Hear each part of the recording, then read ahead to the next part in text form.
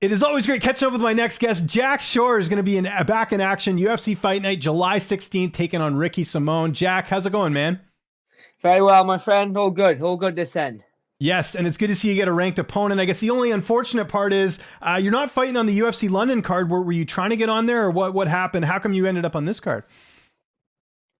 We was obviously aiming for the London card. I think even Ricky was game to come to London. He tweeted out saying he's never been to London. Almost sort of insinuating that he would have come over. But UFC wanted us out in Long Island. I know it's an ABC card. Maybe they wanted a big rank matchup on there. So and obviously the fight is going to bring fireworks. So maybe they wanted to strengthen our card a little bit. But I'm not sure the full reasoning. But I'm happy to be going over to the East Coast. I've got some good friends, big following, a lot of fans over there. So it's definitely one I can knock off the bucket list. And a great fight too. I imagine just sort of playing the process of elimination in the bantamweight rankings. You're kind of like, it's got to be Ricky. Like, how did this all come together? Yeah, pretty much that. A lot of divisions booked up. I was in at rank 15, I think, that to start when the fight first got matched. So I didn't want to.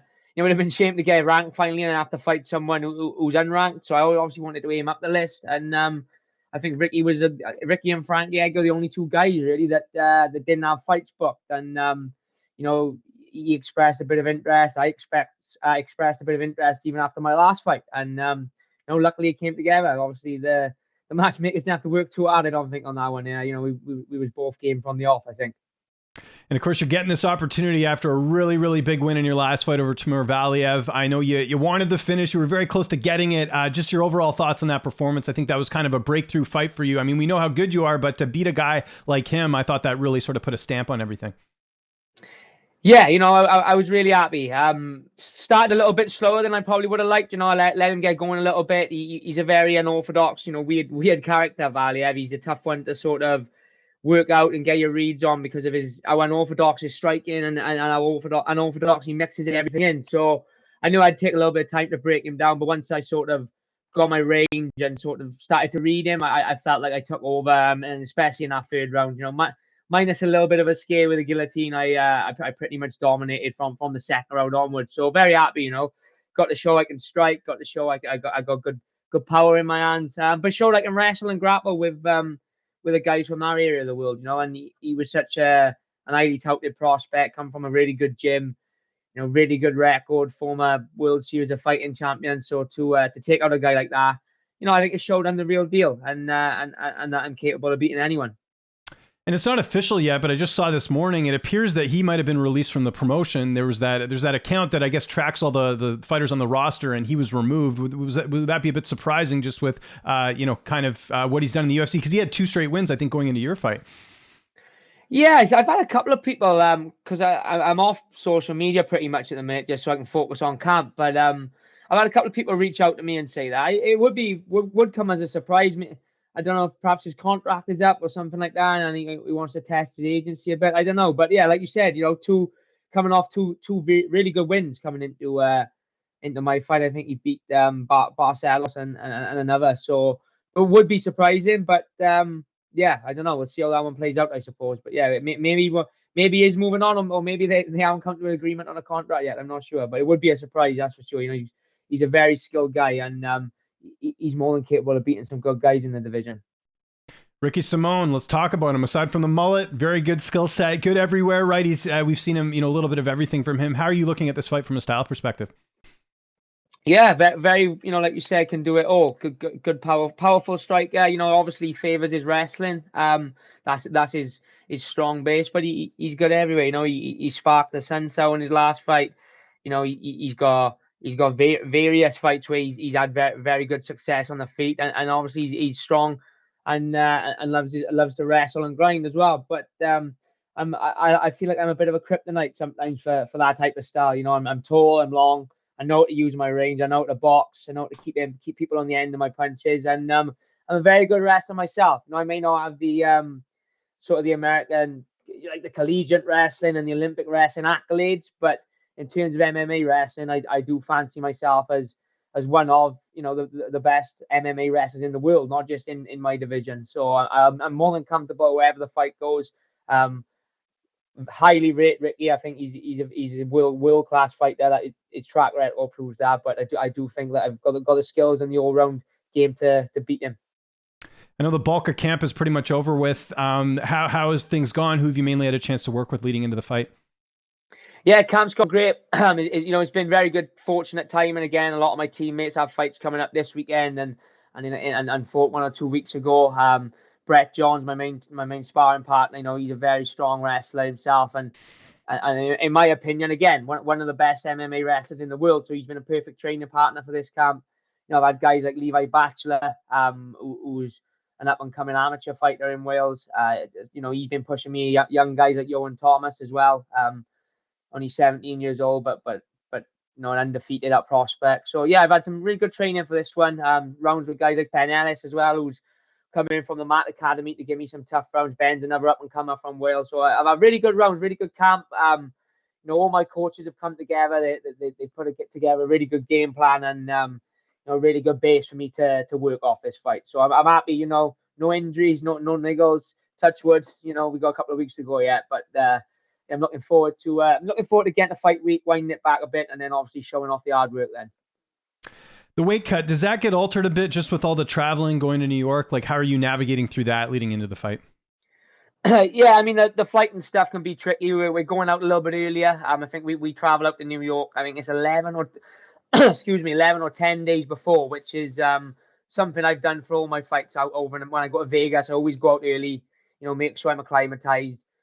Make sure my body clock's right, make sure I've shifted that little bit of water weight that the plane tends to hold on you, from the long journey. So everything's in place. I'm working with Jordan Sullivan, the fight dietitian again. So we're on point, we're on target, and we've got some good things in place. And shout out to my man Flex Lewis as well, sorting me my meal prep when I get out to the US, because nice. The PI guys won't be there till the Monday. So big shout out to my boy Flex. But yeah, nothing that's going to cause any sort of spanner in the works. We're very prepared, we're very organized. Well, I say my old man, my coach Richard, is very organized. I'm a little bit more, just let him sort the plan out and I follow suit. But yeah, everything's in place.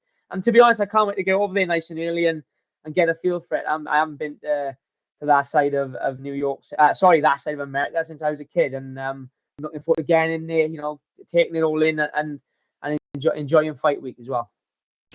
How do you envision the fight playing out? The one thing with Ricky, pretty durable guy. If you look at his career, I think just the one stoppage loss, at least that I can remember recently, was the Uriah Faber fight. But outside of that, he's been pretty durable. How are you looking at this one, and from a prediction standpoint? I really do think I can put him away. He's very tough. Very. He looks to put people away as well. He's not like although he's got a strong wrestling base, he's not one of these guys that's just going to try and pin you and see out a decision. He comes for the finish. He comes aggressively, and he really does bring the fight, and that excites me. I think that type of fight that sort of makes me compete better myself. When they bring the fight to me and they're a high level opponent, and then that's when my true skills and my finishing instinct comes in a little bit. I think I can put him away, on the feet, on the ground. But if we've got to bang it out or grind it out for 3 rounds and put on a fight tonight, or put on a dominant decision, then I'm prepared to do that as well. Cardio is never an issue. I don't need the finish. I can go the full 15 if I've got no problem. But I will be looking to come and finish as I expect him to come and look to put me away. We're there. We both want to show that we're the top. We both want to show that we can compete with these top level guys in the division. We're just outside our top 10. And I think a win for either of us is going to put us in the position to prove that. And I look to obviously, take this opportunity with both hands. Big fight, like I mentioned. Do you think this win here will get you sort of that named opponent? Nothing against Ricky Simone, but there's some household names in that weight class. Do you think this is the fight that will get you there, whether it's in terms of rankings or notoriety? Do you feel like that? 100%. I think it definitely puts me in the mix. I think if I can go out there and take Ricky out, then I'm on the verge of top 10, maybe even gonna look at touching into the top 10, and then there's some big fights there.